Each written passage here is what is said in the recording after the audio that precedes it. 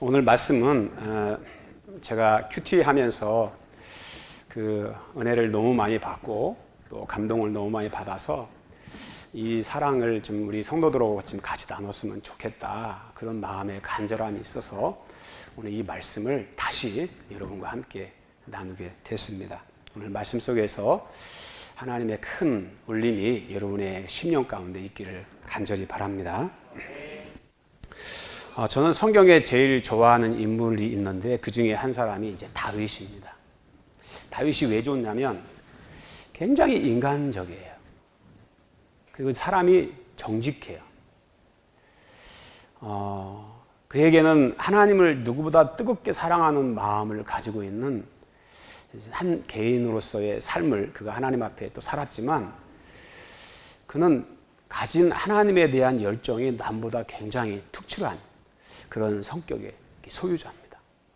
그래서 그의 삶을 이렇게 쭉 보면 참 많은 영적인 위안도 말씀 속에서 위로로 경험을 하게 되는데, 다윗의 삶을 뭐 한마디로 정의할 수는 없지만 그 삶을 살아왔던 그 삶을 이렇게 좀 잠깐 들여다보면 다윗은 하나님을 항상 그 마음에 경외하는 그런 삶을 살았어요. 이스라엘의 천하무적으로 도전해왔던 그 골리앗, 모두가 두려워 도망쳤던 그 상황에서 오직 믿음 하나 가지고 물맷돌 5개 가져와서 그 장수를 이겼던 용맹한 사람이기도 합니다. 그는 출세가도를 달릴 때 사울의 군대 장관으로 또 사위로서 백성에게 명성을 떨치며 살았지만, 그는 백성들 가운데 출입하면서도 항상 자신의 위치에 대한 겸손함을 잃지 않고 살았던 사람입니다. 심지어 그가 장인 사울에게 쫓기던 때에 얼마나 여러분 자신을 죽이려고 하는 원수로서 다가온 사울이 얼마나 미웠겠습니까? 그렇지만 그는 미움보다는 악을 악으로 갚지 않고 선으로 갚으면서 하나님을 의지하는 믿음을 가지고 인생의 망명 생활을 그가 성공적으로 하나님 앞에 살아갑니다. 항상 하나님을 앞에 세워서 기도했던 다윗이었고, 그리고 어렵고 힘들 때마다 하나님을 의지할 때 하나님은 늘 그와 함께 계셔서 그 다윗을 도와주셔서 승리하는 삶을 그가 살았습니다.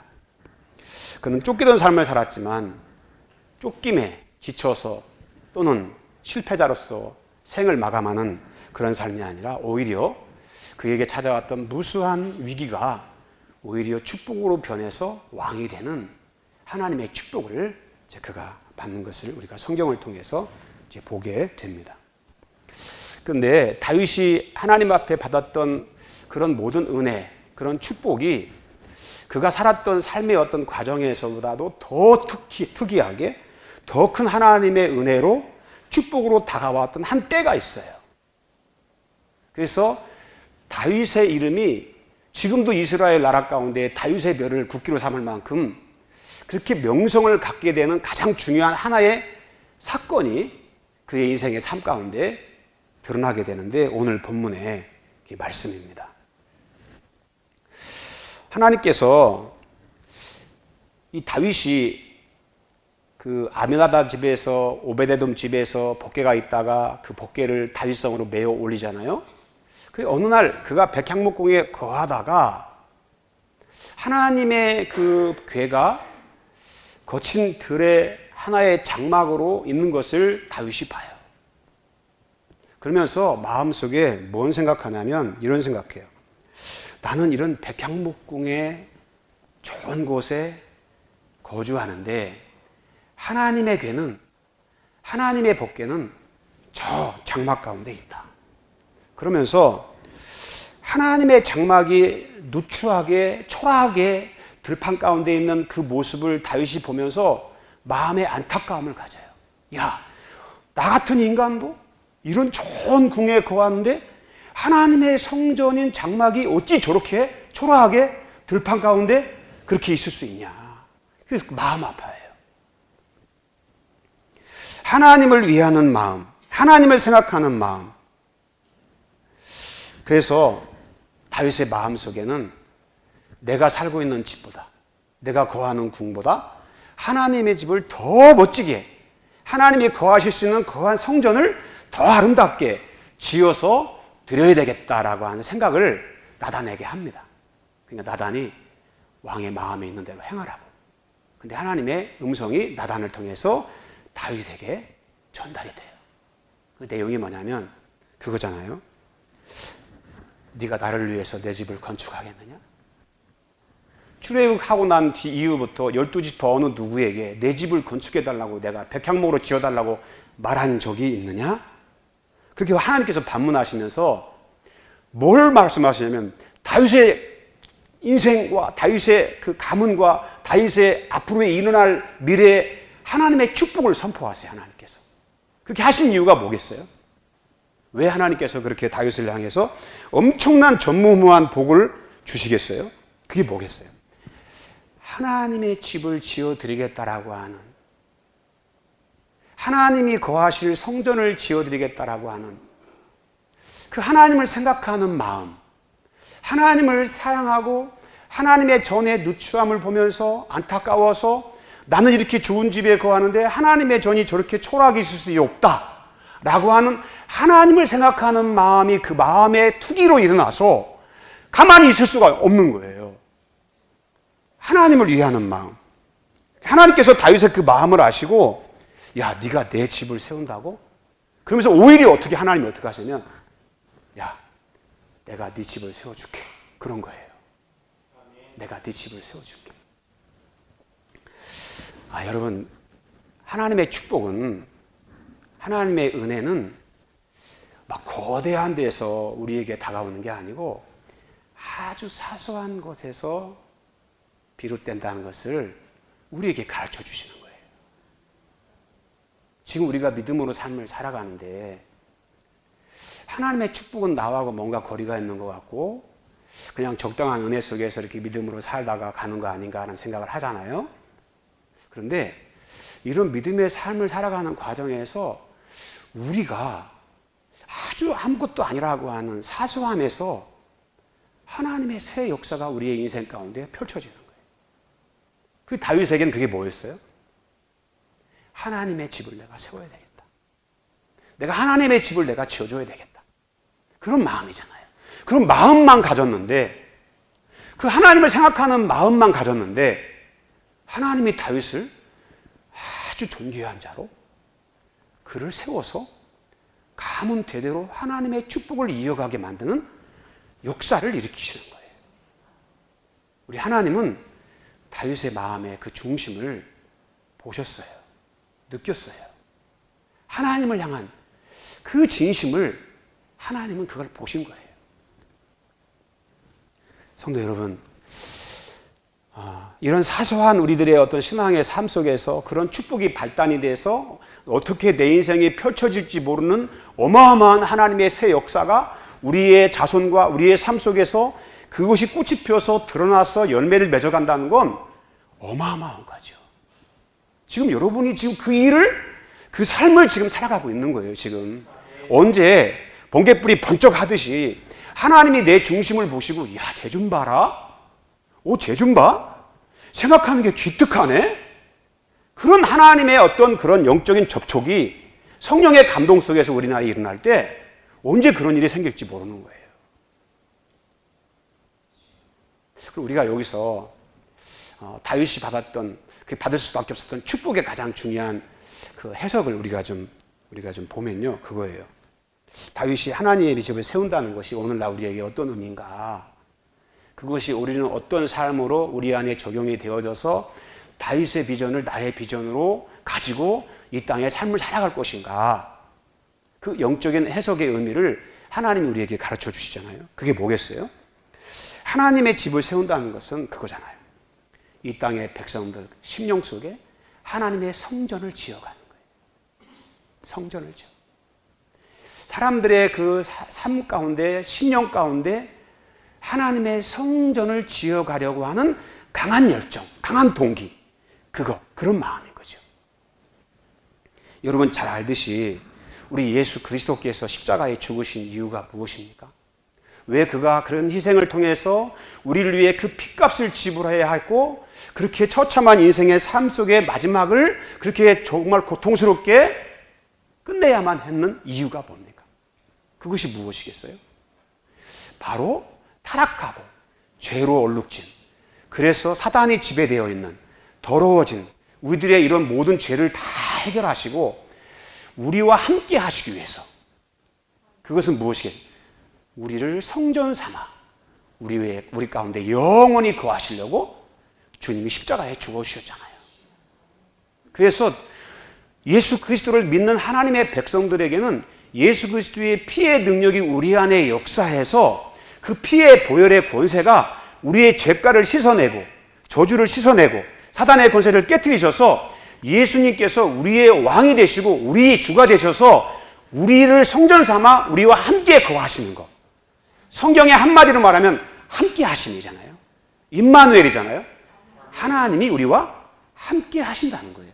함께 한다는 게 뭐겠어요? 성전이 되어지는 거죠. 우리가 하나님의 성전이 되는 거예요. 그래서 여러분 잘 알듯이 고린도서 3장 16절에 바울 사도가 고린도 교인들에게 이야기하지 않습니까? 너희는 너희가 하나님의 성전인 것을 알지 못하느냐. 우리가 누구냐면 하나님의 성전이래요. 저와 여러분이 하나님의 성전이고, 그리고 어떻게 말씀하시냐면 거룩하신 성령이 너희 안에 거하시는 줄을 알지 못하느냐. 하나님께서 우리를 성전 삼아 지금 성령이 우리 안에 함께 거하고 계시고 함께 임재해 계시고 지금 저와 여러분 가운데 함께 계신다는 거예요. 우리는 하나님의 성전인 거예요. 그게 뭐라고 말씀하시면 누구든지 하나님의 성전을 더럽히면 하나님이 그 사람을 멸하십니다. 왜? 성전은 더러워지면 안 되잖아요. 왜? 하나님이 거하시는 곳이니까. 예수님은 십자가의 피를, 자기 육신을 깨트려서 그 피를 믿는 하나님의 거룩한 백성들에게 성전 만들기 위해서, 성전으로 우리를 만들어 가시기 위해서 십자가의 그 보혈의 피를 흘려주신 거예요. 저와 여러분이 그 피를 믿음으로 말미암아 아담의 모든 저주가 끝장나고 예수 그리스도 안에 새 피조물로 지음받았는데, 그 피조물이 뭐냐면 거룩한 성전으로, 하나님이 거하시는 성전으로 우리가 새롭게 지음을 받은 거죠. 그래서 여러분, 가장 복음 중에 복음이 뭐예요? 하나님이 나와 함께 계시는 거예요. 함께 계시는 거예요. 놀라운 주님의 은혜가 아닐 수 없습니다.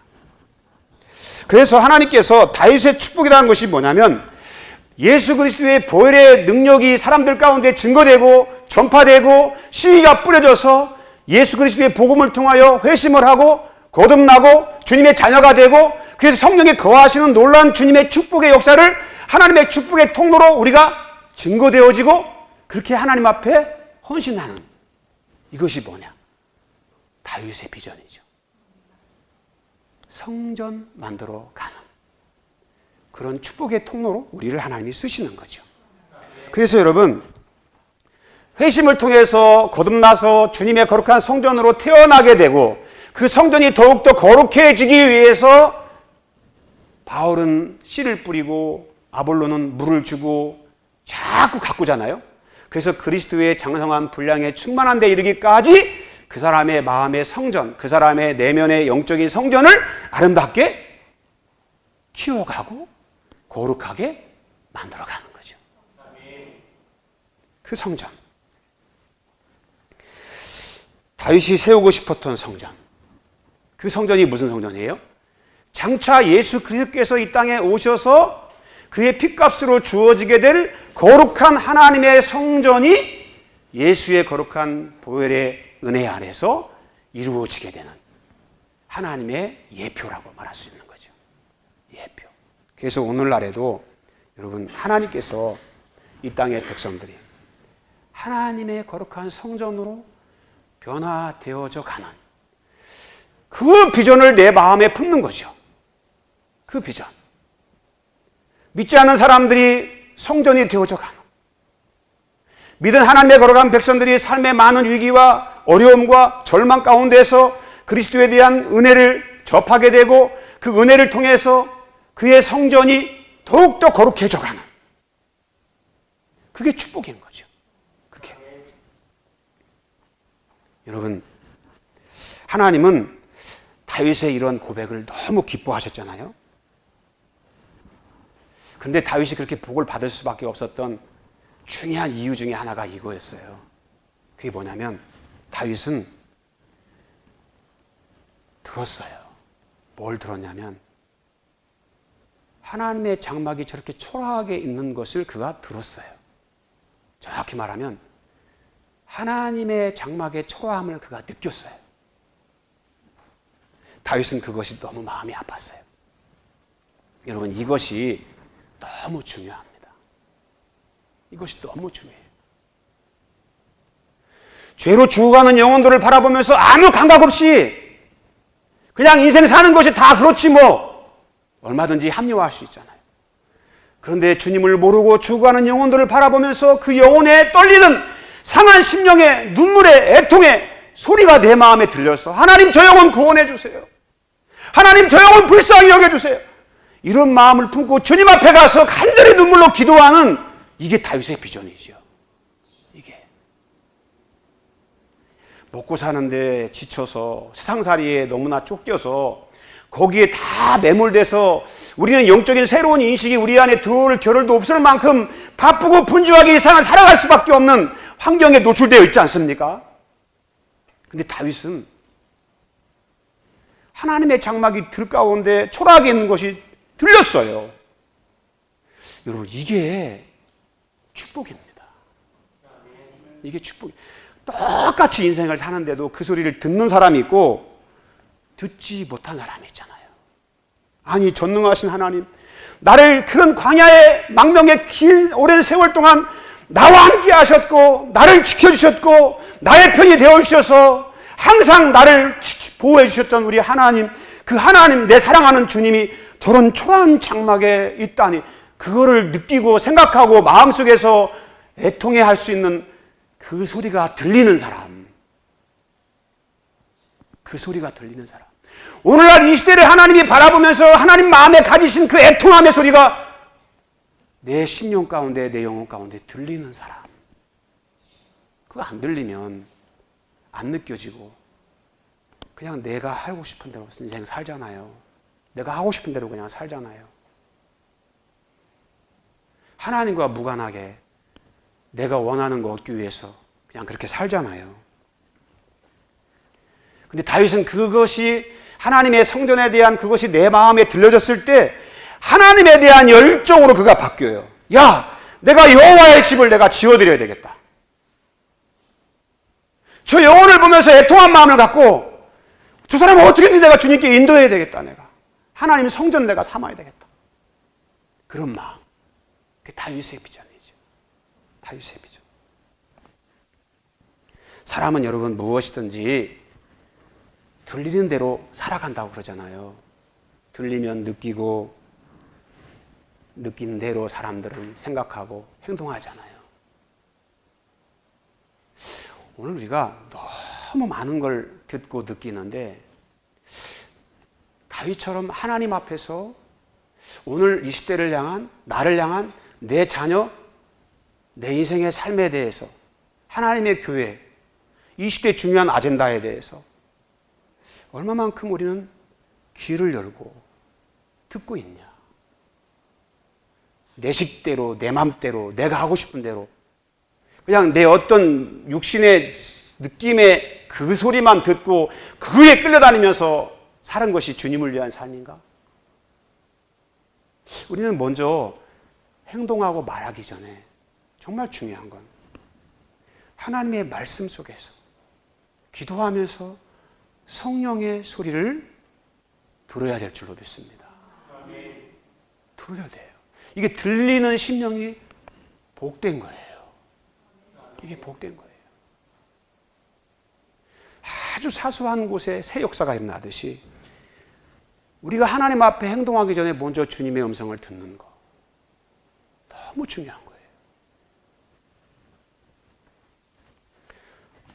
솔로몬은 하나님의 축복을 많이 받은 사람이잖아요. 그런데 그가 왕이 되었을 때 고민이 하나 있었어요. 그게 뭐냐면 어떻게 이 많은 수의 백성을 내가 선악을 분별해 재판할 수 있을까? 자기 생각과 지혜와 지식을 가지고는 감당할 수 없다라고 하는 한계를 그가 마음에 느끼잖아요. 그래가지고 기브온에 올라가서 1,000번제를 드리고 그 밤에 하나님께서 솔로몬에 나타났을 때 내가 너에게 무엇을 줄까? 질문하지 않습니까? 그랬을 때 솔로몬이 열왕기상 3장 9절에 보면 이런 말로 하나님 앞에 구합니다. 듣는 마음을 종에게 주사 주의 백성을 재판하여 선악을 분별하게 하옵소서. 뭘 구했냐면 역대기에는 지혜를 구했다고 나오는데 지혜의 가장 근본이 뭐냐면 듣는 거잖아요. 근데 열왕기상에는 듣는 마음을 주사 그렇게 나옵니다.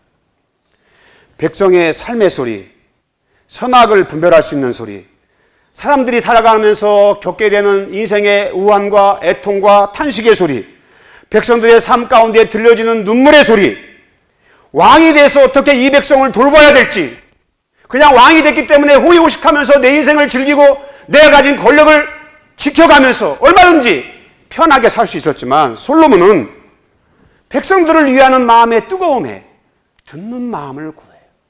어떻게 하면 저들의 애통을, 애환을, 인생의 쓰라림을 치유하고 돌볼 수 있을 것인가? 하나님이 그 말을 듣자마자 너무 기뻤어요.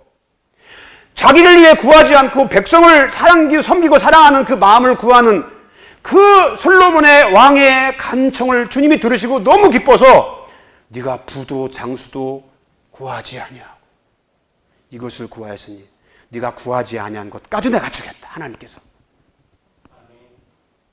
여러분 놀랍잖아요.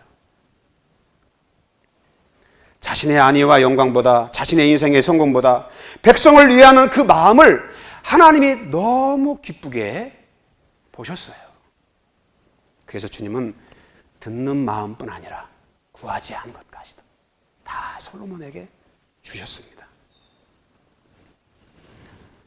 하나님을 사랑하는 마음에서 비롯된 다윗의 열정, 하나님의 성전에 대한 간절함. 여러분, 하나님의 성전을 지어가고 성전을 만들어가기 위해서 우리에게 가장 절실하고 중요한 것은 듣는 마음을 갖는 거예요. 우리가 기도하고 어떻게 행동할 때 기도는 엄격히 말하면 말하는 게 아니라 듣는 겁니다. 하나님의 뜻을 듣는 거예요. 그것이 들려질 때 우리의 삶의 자신감을 회복하고 용기가 회복되고 하나님의 뜻을 내 가슴에 품고 세상을 향해서 거룩한 깃발을 들고 외칠 수 있는 담대함이 다윗처럼 생겨나는 거죠. 할렐루야. 오늘은 설교를 들으면서 너무 침묵하시니까 분위기가 왜 싸하지? 설교가 너무 무겁나? 그런 생각을 하는데 무거운 설교 아니죠? 근데 여러분 왜 이렇게 인생에 무거운 짐을 다 짊어지신 분처럼 설교를 들으시면서 애통해 하시는지 잘 모르겠습니다. 여러분 인생사가 다 그런 것 같아요. 듣는 사람은 지혜가 있어요. 여러분 잘 보세요. 가정에서 여러분의 자녀들의 마음의 소리를 들어보세요. 교회 와서 성도들의 그 마음의 소리를 들어보세요. 그러면 내가 어떻게 행동해야 될까? 예수 안 믿는 남편 전도하려고 그렇게 애를 썼는데 내 식대로 하지 말고 들으세요. 남편이 뭘 원하는지, 뭘 좋아하는지 들어야 돼요. 들으면 우리의 액션, 어떻게 해야 될지 들어줄 수 있는 것도 있고 듣지 못할 것도 있지만 하나님 앞에 기도하면서 우리의 선택은 하나님의 음성을 듣고 나갈 때 하나님께서 다윗처럼 이기게 하여 주실 줄 믿습니다. 사람의 마음속에 성전을 지어가는 거 여러분 쉽지 않은 것 같습니다. 예수님께서도 마태복음 13장에 하나님의 나라는 이와 같다 그러시면서 씨 뿌리는 비유를 말씀하셨어요. 하나님의 나라가 이루어지기 위해서 옥토 같은 심령만 있으면 얼마나 좋겠어요. 그런데 그 옥토는 여러분 처음부터 옥토가 있는 게 아니에요.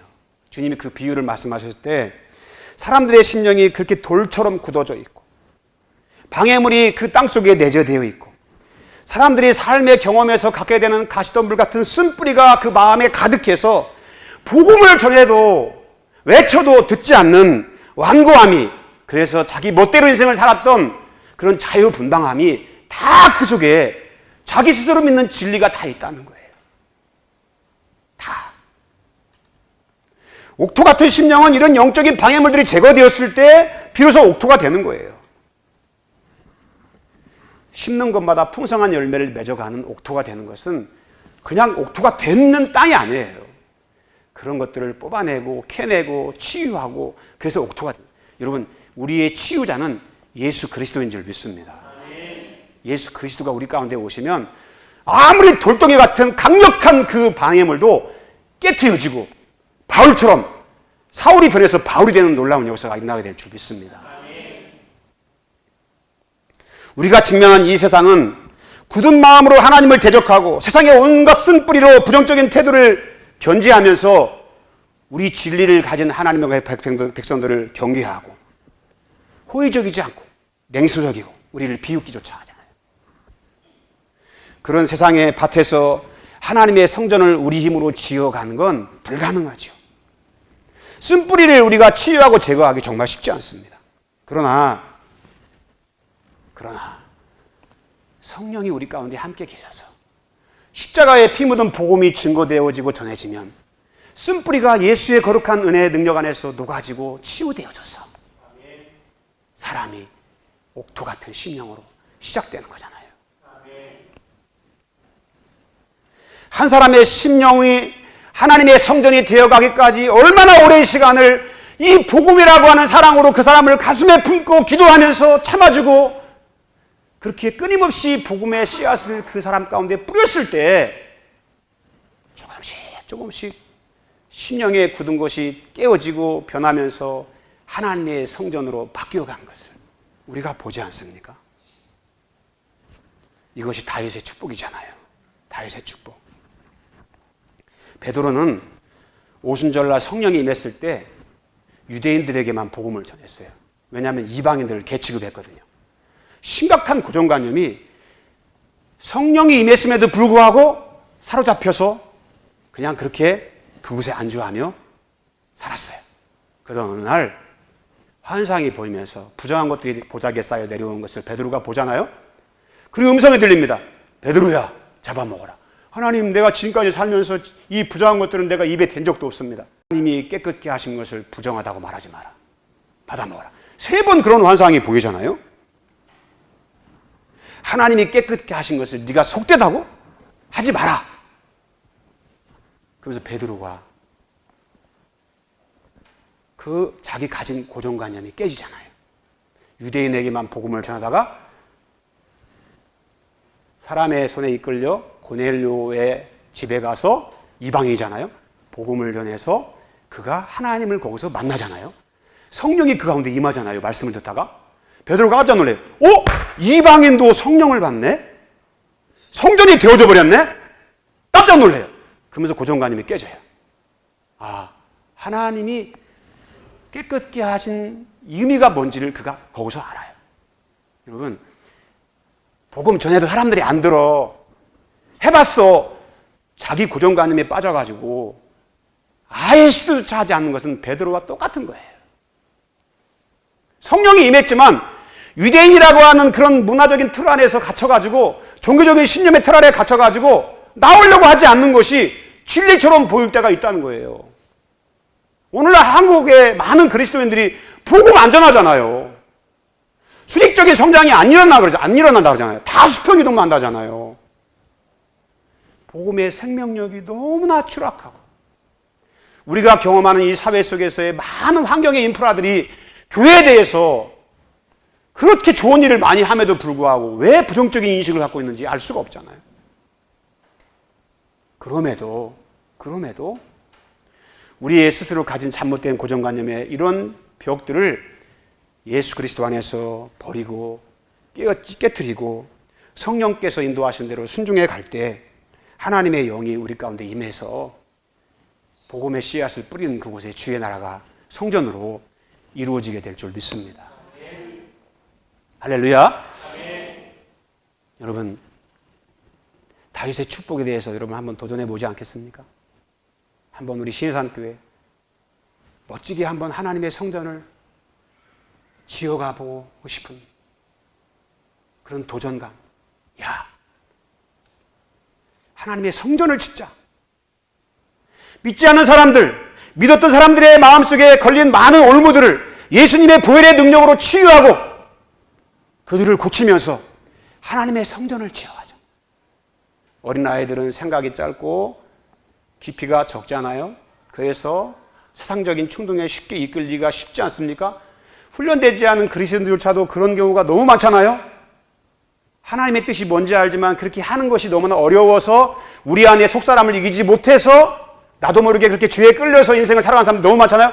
그런 사람들을 그리스도의 말씀으로 강력하게 훈련시키고 성전으로 변화시켜가면서 주님의 역사를 이 땅의 성전으로 이루어가는 거. 여러분, 그게 다윗의 축복이 저와 여러분의 축복으로 바뀌는 거예요.